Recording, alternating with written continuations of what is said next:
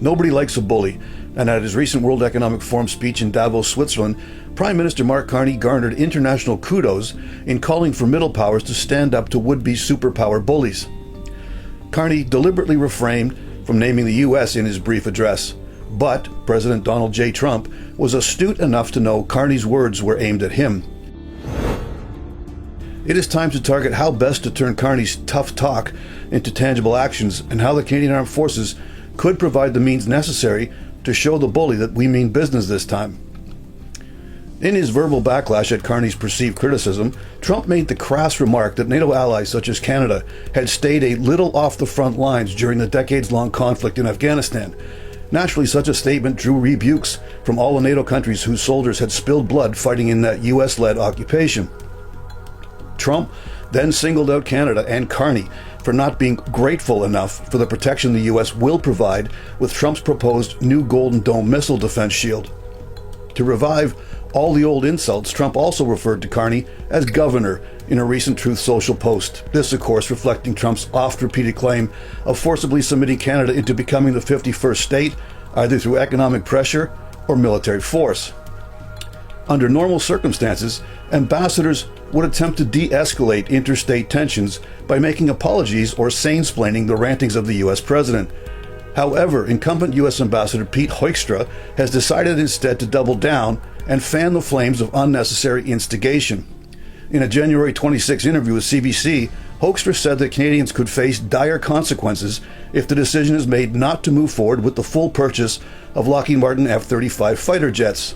Hoekstra went so far as to state that if Canada opts out of the F-35 purchase, the long-standing NORAD agreement would be null and void. As a result, Canada would need to accept U.S. fighter jets flying in our airspace at their own discretion. In other words, Canada either buys the U.S.-built F-35s or we forfeit the sovereignty of our own airspace. The structure that we see for NORAD would have to be altered. We'd probably have to get more F-35s. The United States would. The United States would. In order to fully protect the continent.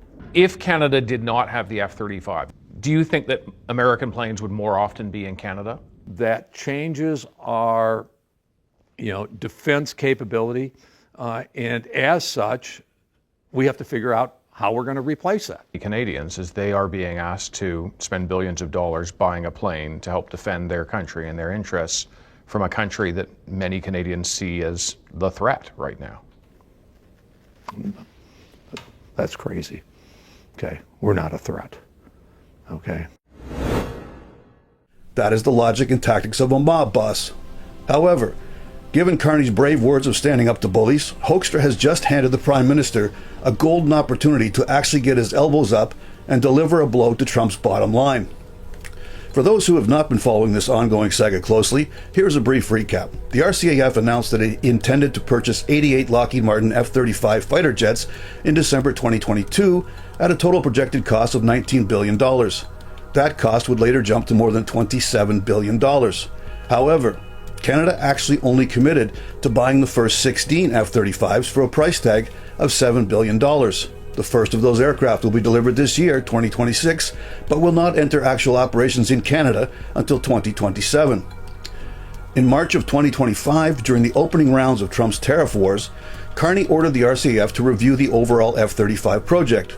Yes, we are well into the first contracted phase of the deal, and we will undoubtedly take delivery of those first 16 F-35s. However, Canada has the option of walking away from the remainder of that program. During the competition to find a replacement for Canada's aged-out fleet of CF-18 Hornet fighters, the Saab Gripen had finished a close second to the F-35. Since the moment Carney ordered the F-35 review, Saab has dusted off their proposal and sharpened their pencils. Last week, they offered to sell Canada a package of 72 Gripen fighters, along with 6 GlobalEye surveillance aircraft.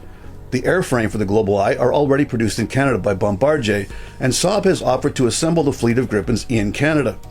The latest estimate on this deal is that it would create 12,600 jobs in Canada's aviation industry. No specific dollar figure was made public by Saab on this latest offer. However, even if it is in the same ballpark as the remainder of the F-35 purchase, roughly $21 billion, the Gripens are far more economical to operate. The cost to fly a Gripen is estimated at $8,000 to $12,000 per hour, whereas the complex F-35 sucks up between $33,000 to $50,000 for every flying hour. As for the longer-term sustainability of those aviation jobs, moving forward, Ukraine has expressed interest in acquiring up to 100 Gripens to re-equip any post-war Ukraine Air Force, and the potential worldwide market for GlobalEye is substantial.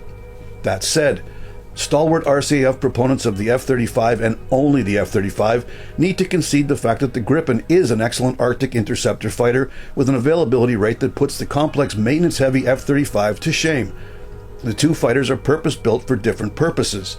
The F-35 is a stealth strike aircraft meant to take out a near-peer's air defenses on day one of a conflict. On the other hand, the Gripen excels at intercepting hostile threats in the high Arctic from remote landing strips. There is no reason that the RCF would not be able to operate a mixed fleet of fighters. But it was Ambassador Hoekstra himself who told Canadians that we are not able to sustain a mixed fleet. Let's prove him wrong. We need to cancel the remainder of the F-35 purchase, pivot to Saab, bolster our domestic aviation industry, and in doing so, show the world that Carney walks the walk. As for Hoekstra's threats about NORAD airspace being controlled by the US, I suggest we hastily invest in some serious surface-to-air missile systems, such as the French-Italian Aster family of missiles. Once we actually possess those, we could tell Ambassador Hoekstra and President Trump to FAFO.